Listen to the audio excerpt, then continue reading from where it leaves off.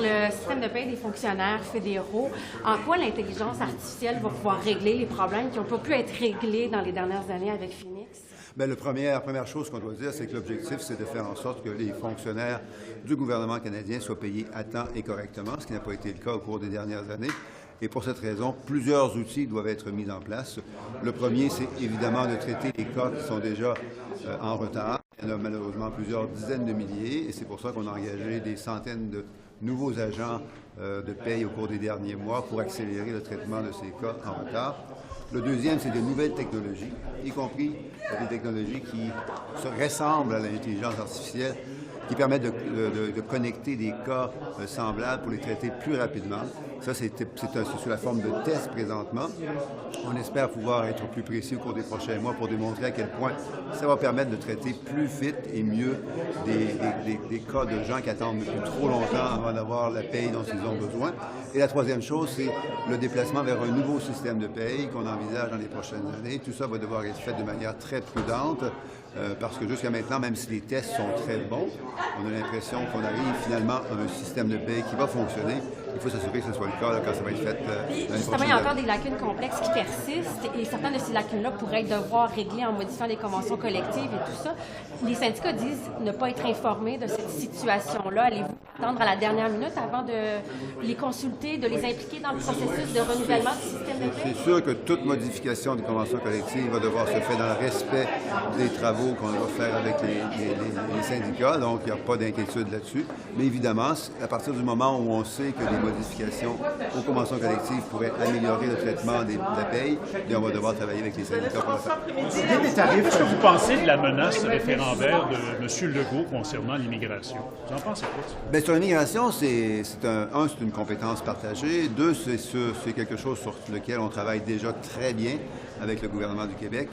Trois, le gouvernement du Québec a déjà beaucoup de pouvoirs en matière d'immigration. On parle de pouvoirs en matière d'immigration permanente, mais aussi de pouvoirs en matière d'immigration temporaire.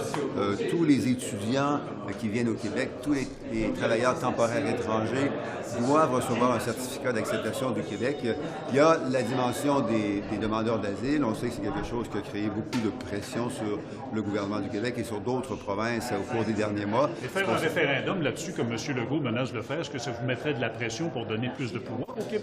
Bien, c'est à M. Legault de voir s'il veut faire un référendum. Là, je pense qu'il y a d'autres manières de travailler plus rapides et plus efficaces que de faire un référendum, mais c'est à lui de... en fait, c'est de continuer les échanges et les travaux avec mon collègue, le ministre Miller. On sait que ça fonctionne de mieux en mieux. Les annonces sur les visas mexicains, c'est exactement ce que le gouvernement du Québec souhaitait faire. C'est ce qu'on a fait dans les dernières semaines. L'année dernière, il y a presque exactement un an, la fermeture du chemin Roxham, ça a été fait avec la collaboration et l'appui du gouvernement du Québec.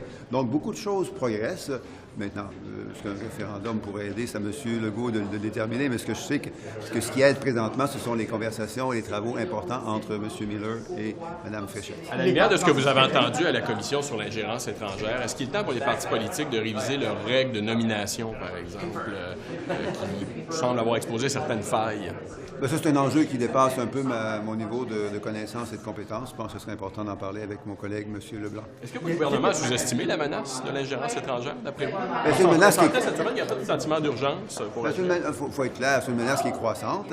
On sait où on vit, sur quelle planète on vit en 2024. Les menaces sont plus importantes en 2024 qu'elles l'étaient il y a à peine quelques mois et quelques années. Donc, c'est une reconnaissance de ces menaces qui doit être faite par tous et chacun. Les dentistes du Québec disent qu'ils sont insultés par les propos de M. Allen sur le fait qu'ils seraient en train de négocier alors qu'ils disent qu'ils ne le sont pas, et sur les propos du cabinet qui disent que le guide des tarifs que Ottawa propose est juste. Est-ce que le guide des tarifs des dentistes, lui, est-ce qu'il est juste? L'Association des chirurgiens dentistes a tout à fait le droit de recommander à ses membres des honoraires. C'est ce que d'autres associations de dentistes à travers le pays font aussi. Et ces honoraires, ce sont des honoraires qui sont habituellement demandés par les dentistes pour les patients du Québec, et c'est tout à fait correct. Ce que le gouvernement canadien va faire, c'est de rembourser une bonne partie de ses frais directement aux dentistes, et la différence, on appelle le solde.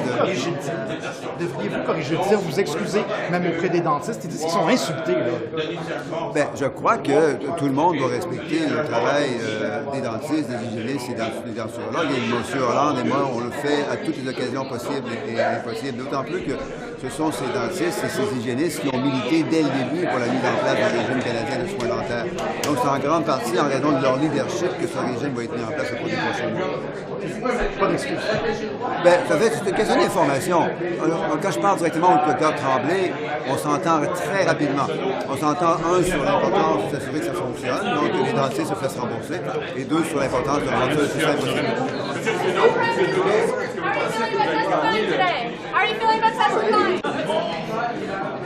Any country that gives away all its immigration powers isn't a country anymore. So I think that's the starting point. I don't think it helps to air all these things out in public. I have a very good relationship with Minister Frechette that I met a couple weeks in Quebec to discuss a number of the common issues that we have, including the important responsible work we need to do to reduce temporary immigration levels. I had some suggestions for Quebec. They have some suggestions for me. I think it starts with sharing of data. The situation in Quebec is a bit different than it is, for example, in Ontario in terms of who is there temporarily. Quebec has managed its students, for example, very well. It does have some spikes in some of its temporary foreign workers that are here or in its manufacturing area that is larger than, for example, a larger manufacturing base in Ontario. These are discussions that have to be had with my colleagues in the provinces, and I think we can do that in a reasonable, rational fashion without whipping up necessarily. You don't agree with the referendum at this point? I think it's entirely unnecessary, but I'm not the person that decides. I think we've agreed that we can have some very good discussions and address a number of issues that are pressing for both the Quebec government and our government. We do have some disagreements, and those won't change, but it doesn't prevent us from working together, and I think that's the important takeaway. Monsieur Miller, sur le serment au roi, qu'est-ce que vous pensez du projet de loi de votre collègue René Arseneault? Est-ce que c'est le temps de le rendre facultatif? Bien, j'ai assez de sang français, acadien, écossais et irlandais qui coulent dans les veines, alors j'ai une réflexion cardiaque sur l'enjeu. Mais je pense. Moi, je pense que il y a d'autres choses qui sont plus importantes. Et je pense que au final, il y a des choses qui sont plus prioritaires que d'avoir une réflexion sur ça et de voter ça. Donc, vous savez la place que la position du gouvernement. Mais est-ce que vous êtes en fait, ce que vous me dites, c'est qu'est-ce que vous êtes en décalage avec la position du gouvernement? Non, mais j'ai une réflexion, j'ai des sentiments qui viennent de mon passé auxquels je réfléchis, mais c'est clair que je serai contre le projet de M. Au sujet de l'immigration, juste d'entendre en français, ça donnerait quoi un référendum si M. Legault allait de l'avant avec ça? Est-ce que ça donnerait quelque chose? Ça donnerait plus de pression pour faire acquiescer, quoi? Ce que j'ai dit à votre collègue, c'est que ça ne sert à rien de pester sur la place publique. Je pense qu'on a une bonne relation. Moi, j'ai une bonne relation avec la ministre Frechette sur nos points de convergence. Quand je suis allé à Québec, on a parlé de données. Ça peut sembler plate pour les journalistes, mais c'est très important. Si on cherche à réduire les gens qui sont ici de façon temporaire, le Québec a à peu près 6% et des miettes de gens, de résidents qui sont ici de façon temporaire. J'ai plusieurs pistes de solutions à offrir au gouvernement Legault pour réduire ce chiffre qui serait assez facile à faire pour le Québec. La situation est un peu différente dans le reste du Canada, mais c'est des réalités avec lesquelles on doit composer. J'ai des autorités, j'ai un devoir comme ministre de l'Immigration de représenter les gens du Québec qui m'ont élu pour m'assurer qu'on ait un rôle responsable en immigration. C'est celui que je vais exercer. Mais on parle de responsabilité. Mais moi, je veux m'assurer aussi que le Québec fasse son travail. Ils veulent s'assurer que le Canada fasse son travail. Et sur ce point, je pense qu'on est d'accord. Est-ce que c'est un effet de toge de M. Legault, selon vous? Un effet de quoi? Un effet de toge? Ben, je ne sais pas. Ce sera à lui de continuer ou d'arrêter sur cette flamèche. Mais je pense que si j'ai des conclusions à tirer de la discussion que j'ai eue avec Mme Frechette il y a 2 semaines, vraiment des points qui sont très positifs, mais ça va prendre de l'ardeur au travail que je n'avais pas senti auparavant. Je l'ai senti maintenant, puis on est prêt à travailler ensemble. Ça passe par le partage des données, des pistes de solutions qui ne sont pas nécessairement communes, mais convergentes. Et je pense que moi j'ai espoir, mais est-ce que ça va être toutes les choses que M. Legault demande? Sûrement non. Mais je pense qu'il y a des places où on peut améliorer ce qu'on a fait. Pourriez-vous éventuellement prendre la tête du camp du non, plus au référendum? Mais sur le serment, on voit juste pour clarifier, parce que c'est pas clair. Je suis contre le projet de loi. Vous êtes contre... Non, mais en même temps, ce que vous dites, c'est que personnellement, au fond de vous, vous êtes à l'aise avec le projet de loi. J'ai répondu en français. Oui, non. I simply said that I have enough French, English, Scottish, and Irish blood that courses through my veins to take pause and think about these things, but I will be opposing. I don't think it's something we need to be focusing on now, and I think it's something that we can have a reflection as a society and continue on, but on this particular proposed law, I'll be voting against it. Mais pourquoi est-ce que vous pouvez pas... What are you going to do to get more dentists on board with this? Well, we're working every day. Look, there's a negotiation, and I understand they have some concerns, but I mean, one of the biggest things they've said is they want to have another way of participating that doesn't require them to officially indicate their participation. So we're doing that. We're simplifying the process, so all they have to do is when a client walks into the office, they put in the information and they get their and they are able to process that claim in less than 2 days.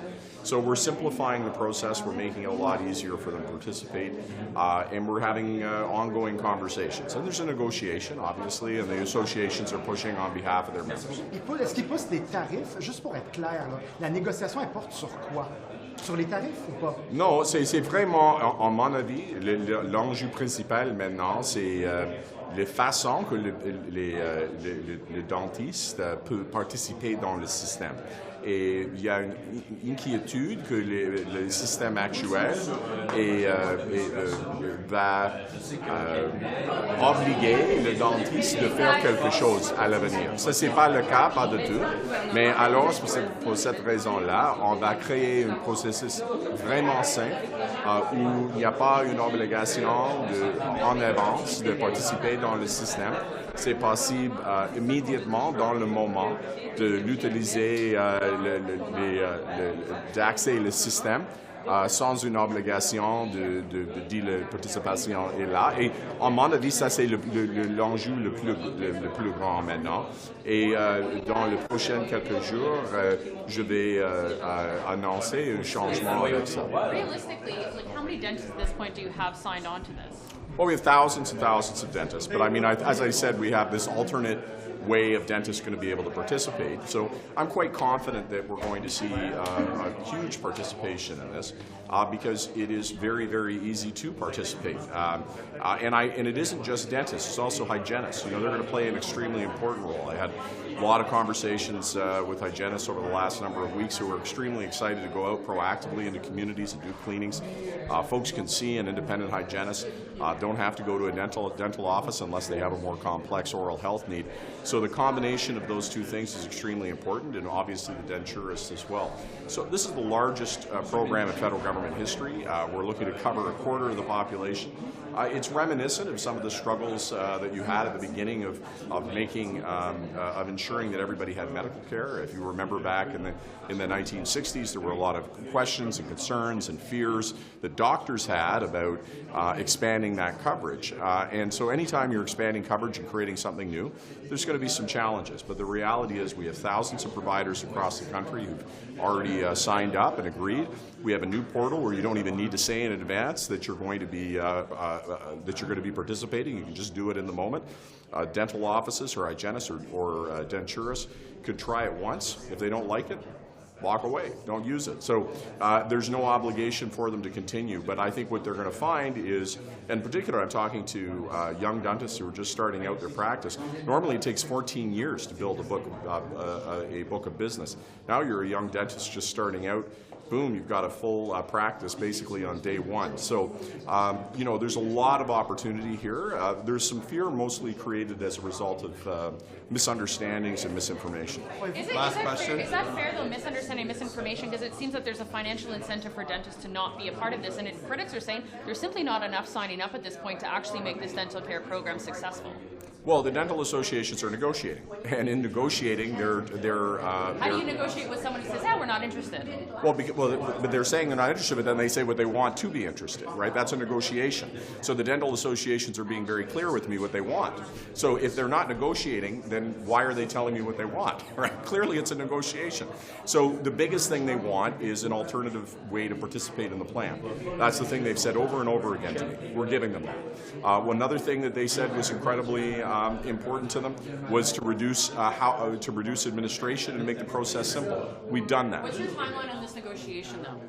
Well, it's happening every day. At some point, there might need to be an end, and then people can start to actually access this. So what's your timeline? But we have thousands and thousands of dentists who've signed on. Every day, more dentists are signing on. Every day, more hygienists are signing on, and denturists. So because there are 26,000 dentists, to get to 100% of dentists participating is going to take some time. I can't give you a deadline for that. But what I can say is that every day, more and more are signing on, and that we will be successful with the program. Thanks so much. Can you tell me why it took 2 years for the defense policy statement that was released, 36 pages? Could have been written 2 years ago when war broke out in Ukraine and NATO was pressing us. Actually, why did it take this long? Let me provide some background, as I was the Minister of National Defense at the time. This was the first defense policy update since the publication of Strong, Secure, Engaged in 2017. We needed to make sure that we were undertaking extensive consultations. So we put forward and set up an online platform in order to receive as much feedback as possible from the public, from the stakeholders. And we received over 1,500 pieces of feedback from public stakeholders, from academics, from leaders in various organizations related to the military. Then we needed to ensure that we went through those public pieces of feedback, and then we were in a position to prepare the update. This is an extremely important time from a strategic standpoint globally and domestically. We needed to take the time to get this right.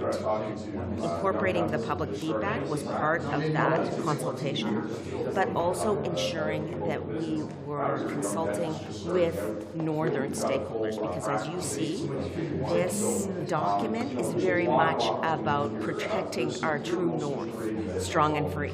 Right, so there is an explanation. Right. But I do understand that you did the consultations in 1,500, sounds like a lot and whatnot. Except that, for example, the government gave, and the law gave the Emergencies Inquiry 1 year to do its work. The Foreign Interference has 1 year to do its work. And war broke out 2 years ago in Ukraine. So we committed last year to the 2%. Why did we take 2 years to produce a document that doesn't do any of that? Actually, I think you're not really seeing the importance of getting to 1.76%, which is much closer to 2% than we had been in the midst of major procurements. The F-35s, for example, the P-8 Poseidons, those are extremely important procurements for the equipment necessary for the RCAF and the Canadian Armed Forces. That kind of big spending, because those were huge purchases, but you're rolling that over time. I get it. Was the I guess the factor in 2 years of deliberations over this about money? What's really important to understand is that those large procurements do take time, and simply bulking up at the front end without ensuring that those procurements do roll out in a timely way is not as prudent as the approach we are taking, which is ensuring that we have over 5 years about $8 billion, and then continuing to increase the funding thereafter to get us to the 1.76%. And the other thing I will say, which seems to be lost in what I have read so far, is that defense spending is already increasing prior to the tabling of the defense policy update. So 70% under Strong, Secure, Engage increase in defense spending between 2017 and 2026 already. When I was there, $40 billion for NORAD modernization over the 20-year period.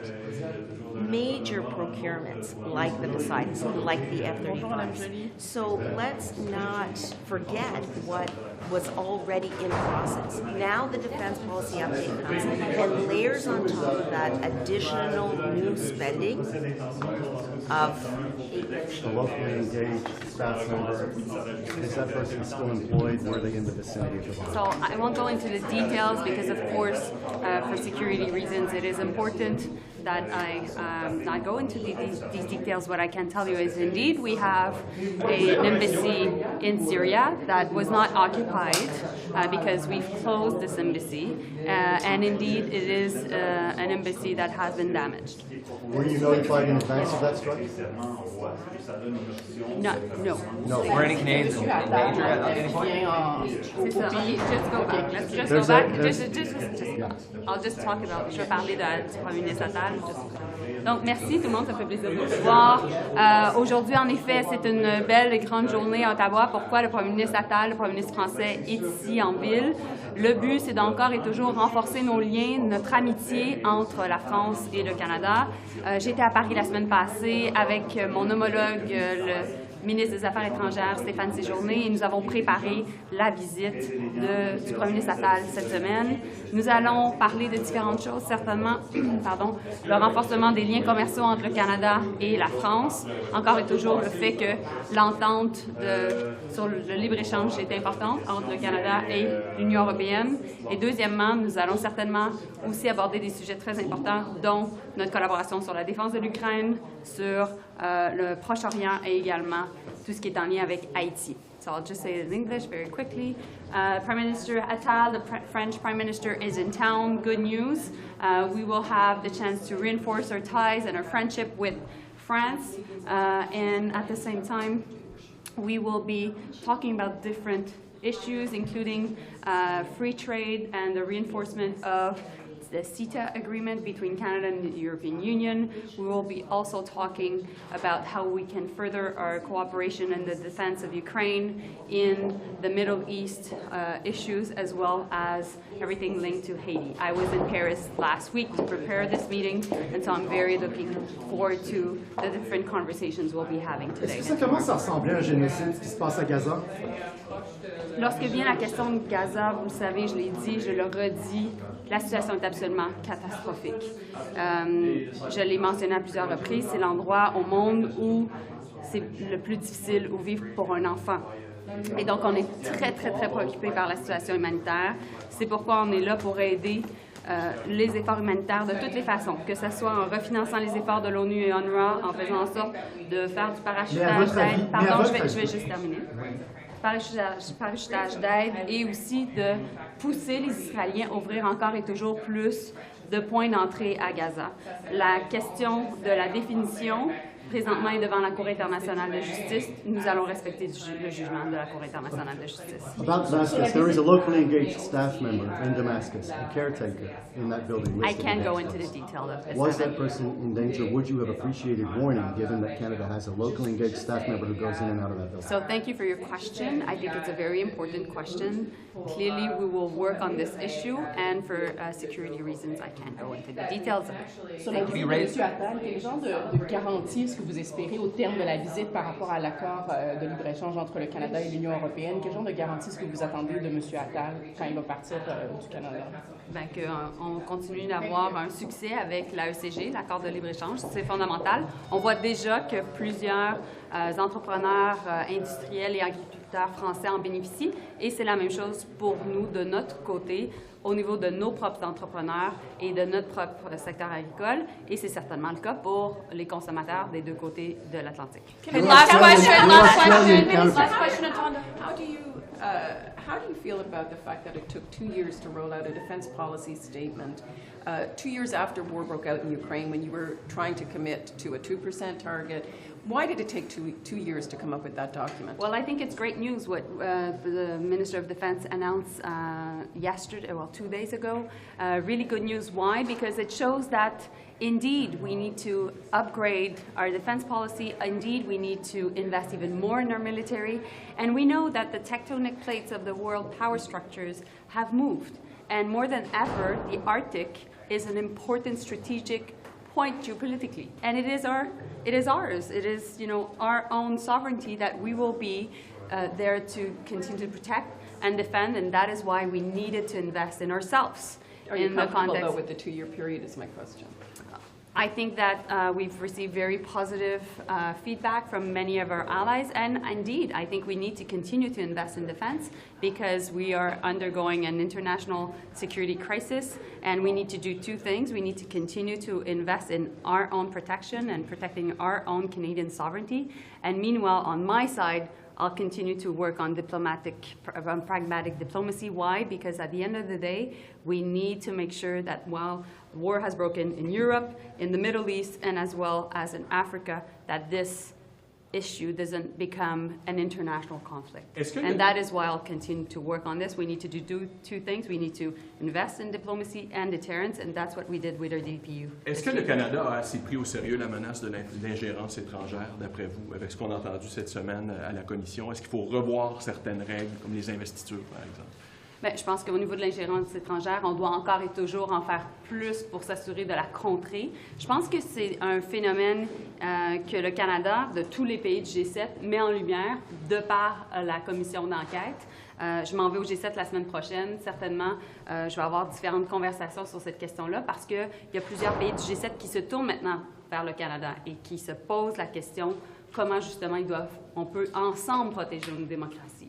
Parce que l'ingérence étrangère, elle peut certainement se faire de façon pernicieuse via nos systèmes politiques, et la Convention de Vienne est claire là-dessus, on doit la contrer, mais encore et surtout, elle se fait en ligne, et elle se fait via de la désinformation en ligne par des différents États, notamment, on le sait, la Russie et la Chine.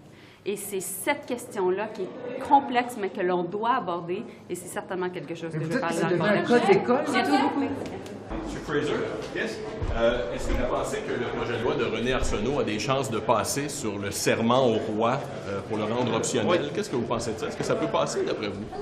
J'ai beaucoup de respect pour ma collègue et j'ai hâte de la discussion dans la Chambre et le vote, mais ce n'est pas pour moi de partager la position maintenant. C'est pour le gouvernement. Vous avez une opinion là-dessus? Qu'est-ce que vous en pensez? Alors, personnellement, ce n'est pas une priorité pour moi, mais c'est une... C'est OK? OK. Oh, sorry. Mais c'est une priorité pour lui.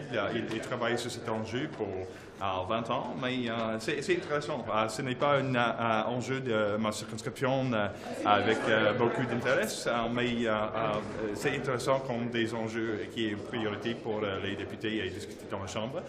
Mais aujourd'hui, la priorité pour moi est juste construire du logement. Sur l'ingérence étrangère, est-ce que vous avez l'impression que votre gouvernement a assez pris au sérieux cette menace d'ingérence étrangère? On sentait cette semaine à la Commission qu'il n'y avait pas nécessairement un grand sentiment d'urgence dans l'équipe du premier ministre, etc. Est-ce que vous croyez qu'il faut changer des règles pour les investitures, entre autres, les nominations dans les partis, entre autres? Il est essentiel chaque jour pour considérer des options pour renforcer le système de protéger notre démocratie, mais ce n'est pas un nouveau enjeu. Les stratégies pour des acteurs étrangers et différents maintenant, comme dans des années passées. Mais pour 50 ans, des autres pays chercher des opportunités pour utiliser des stratégies pour comment dit-on? S'ingérer, faire de l'influence. S'ingérer, OK, interférence. Pour implémenter des divisions dans des autres pays. C'est essentiel pour le Canada de protéger notre démocratie et assurer aux Canadiens de déterminer des résultats de notre élection. C'est une priorité, c'est essentiel, c'est un avantage pour notre pays d'avoir une démocratie. And we need to remain jealous guardians of this incredible system that we have. Désolé pour l'anglais. To the king, sorry, I don't know the serment au roi. Kings, they swear allegiance to the king. Thank you. So, what do you think of Mr. Arseneault's bill? To make it optional. I don't know. I think we're probably going to be discussing that. I don't know. But do you have any personal opinion about it? Are you? None that I'm willing to share at the moment. No. But do you have... Given my roots. I know your roots. Given the fact that my grandfather fought in the Anglo-Irish War. Yeah? Yeah, no, that's... I do not bring those things to bear at all. But Mr. Arseneault said, it's 2024, it should become optional now, we shouldn't be, obligated to, swear to this, monarch that's far away. Do you have any sympathy? Do you understand that argument? Oh, I have many thoughts, but none that I'm willing to share. Why not? No. Oh, come on. The name says it all. No, even then, no, I'm... What do you mean? You're an Irish Republican. Is this a question worth... What do you mean Republican? No, it shouldn't, no. What it shouldn't? My name is extremely Irish, but should not belie which side I may or may not be. Do you think it's something worth debating in the House? Well, I think when a member puts forward something, and I know René feels very strongly about it, then yeah, it's worth talking about, sure. But what do you make of the fact that cabinet has to vote a certain way, like that there cannot be any dissension? That's what Mr. Buchanan said yesterday. Oh, I mean that's getting into more fundamental rules. That's beyond my pay grade. But anyway, it is what it is. Can I ask you about? Is it a rule that is difficult to assume to accept? Is this a rule? Is it a rule that is difficult to accept sometimes, to vote altogether the same way when maybe? We're getting into some pretty deep questions. Can I just ask about the defense policy update? And given Labrador's history with being involved in NATO training missions and whatnot, does this circle of northern operating hubs, do you envisage that setting up hubs in Labrador, in Newfoundland and Labrador? Oh, I think Goose Bay would welcome it. But are they likely to get it, or is this stuff that's going to be done, so high up in the air from early warning aircraft and whatnot? They don't need Labrador. You have an infrastructure, and luckily enough, you're talking to the former CEO of the Goose Bay Airport Corporation. We have an infrastructure in Goose Bay that was built in the 1940s that you just can't find anywhere else. The Americans built it. For a long time, it was an emergency landing pad for the space shuttle. Like the infrastructure that's available in Goose Bay for large-scale military operation, Desert Shield, you'll recall, leading up to the invasion of Kuwait. I can't tell you the number of C-5s and Starlifters that landed in Goose Bay and were serviced there. Right, so how quickly do you think that those kinds of decisions, the actual on-the-ground decisions for implementing that policy, will happen? I think Labrador is definitely a candidate. We just can't afford to build that kind of infrastructure anywhere else. It would certainly put us in range for many parts of the north.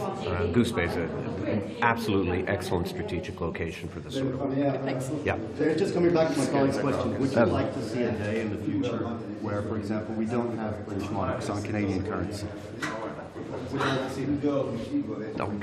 No, I'm not going to say no comment. I haven't given enough. This is probably the ultimate Irish insult. I haven't given enough thought to it. Thanks, guys.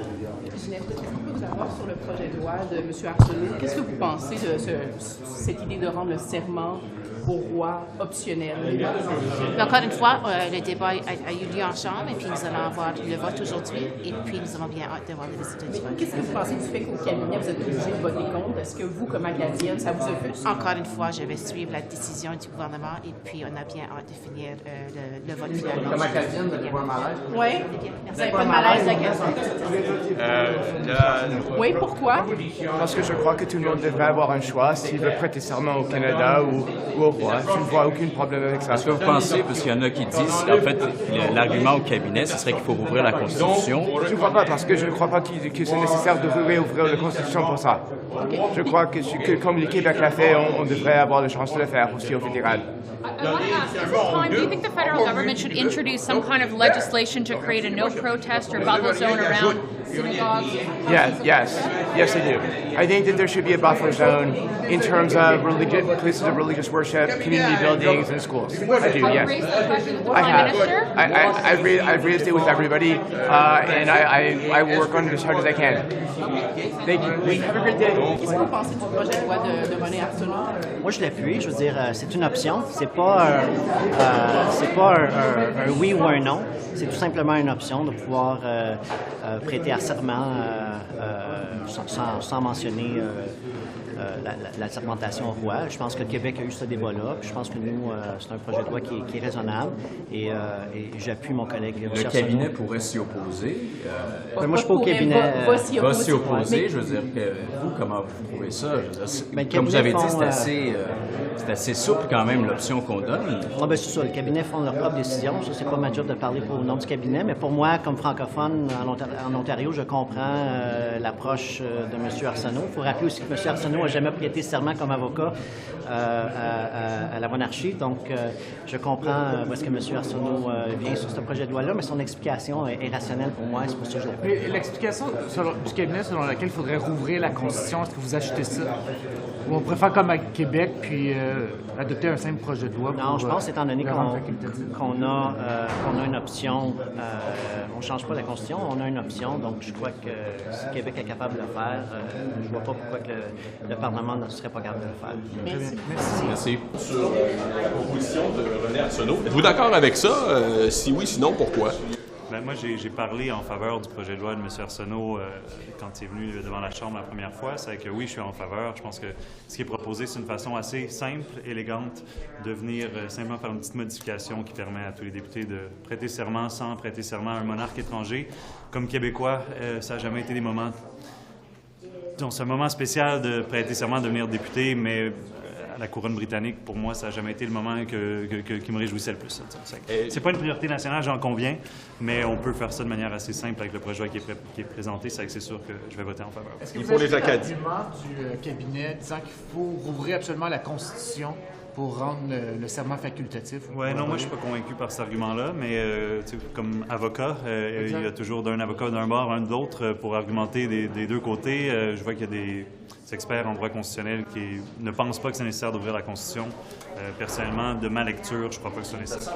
Voyez-vous des textes un peu pour s'y opposer? Je dois dire que je ne ferai pas de procès d'intention. Je ne pense pas que ce soit nécessairement un faux prétexte, mais c'est sur la recommandation du ministère de la Justice, sauf qu'après 8 ans en politique, des fois, le ministère de la Justice s'est trompé à quelques reprises. C'est que je suis pas prêt à l'accepter cash. Moi, quand je regarde le jeu des articles 128 et 45 qui sont appelés dans le projet de loi de M. Arseneault, ça se fait très bien sans ouvrir la Constitution. Avez-vous l'impression? C'est un débat légal ou il n'y a pas d'émotion là-dedans ou un attachement à la monarchie de la part du cabinet? J'ai de la misère à le concevoir comme ça parce que ce qui est proposé, ça permet encore de prêter serment au roi. C'est juste ça donne une option de faire un serment de fonction. Donc d'avoir les deux options pour les députés qui, comme par exemple les députés québécois, catholiques, les députés acadiens, pour qui ça a une charge historique. Pour moi, ça a juste sens d'ouvrir et d'offrir l'option. Est-ce que juste trop peur et juste trop peur d'ouvrir un nid de guêpe là, en ouvrant, selon eux, la Constitution? Voyez-vous qu'ils ont peur? Bien, c'est sûr qu'ouvrir la Constitution, ça fait peur au gouvernement. Moi, je suis pas sûr, je crois pas que ça le ferait, mais aussi, je comprends l'argument du gouvernement de dire on a d'autres priorités en ce moment. Mais pour ma part, quand ça vient d'un collègue qui a mis le travail, qui présente un projet de loi qui est assez intelligent, très élégant, même si l'ancien ministre de la Justice, David Lametti, qui disait c'est pragmatique comme projet de loi, je vois pas pourquoi je voterais contre. Est-ce qu'avec les appuis que vous voyez au caucus et des autres partis, vous avez l'impression que ça peut passer ou c'est un long shot? On va voir après la période des questions, mais long shot, je dirais. Salut.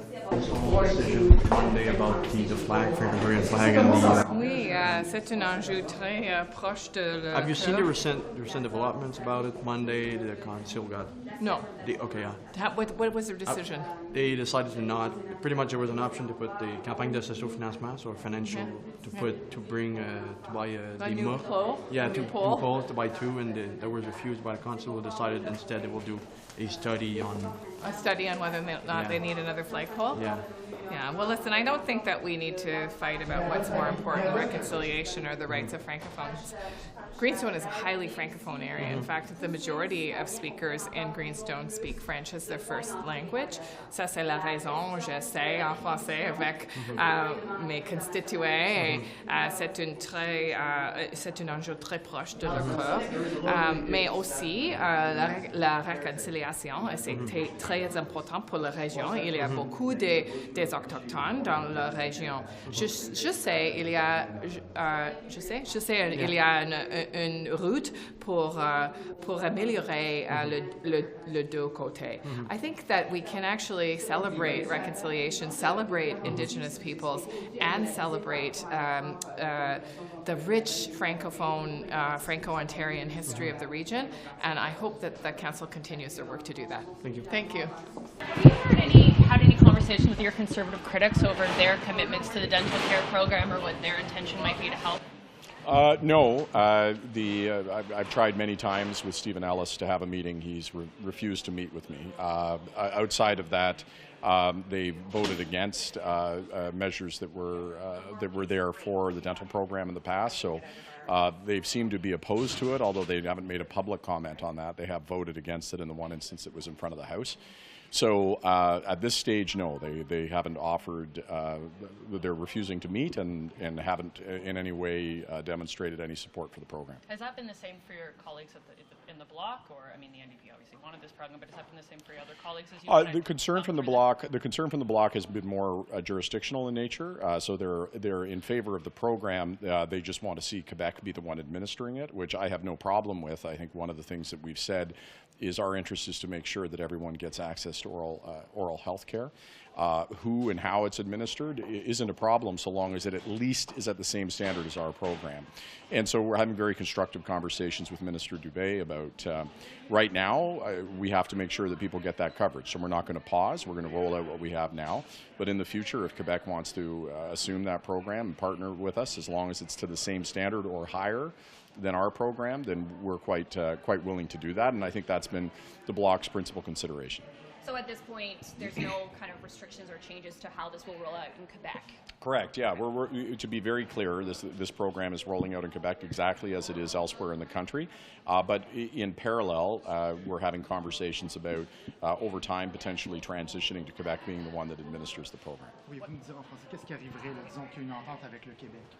Oui, c'est pour maintenant, avec le contexte actuel, on va continuer avec les programmes pour les soins bucco-dentaires.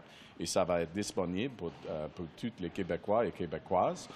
C'est exactement dans la même façon que des autres personnes partout au pays.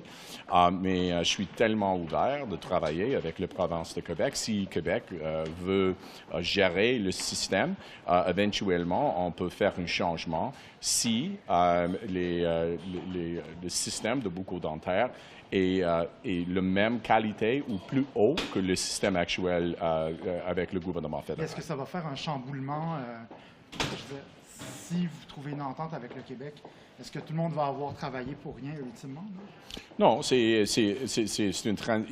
va y avoir une transition naturelle et on peut travailler avec les provinces de Québec de s'assurer qu'il n'y a aucun impact pour les Québécois. Le Québécois dans la qualité de service ou d'avoir une brisée de service ou quelque chose comme ça, c'est pas nécessaire. Ça c'est une partie de la négociation, de s'assurer que immédiatement il y a des services qui sont disponibles et s'il y a un changement éventuellement, qu'il y a un changement avec aucun impact pour les Québécois ou les Québécoises. Thank you, Minister.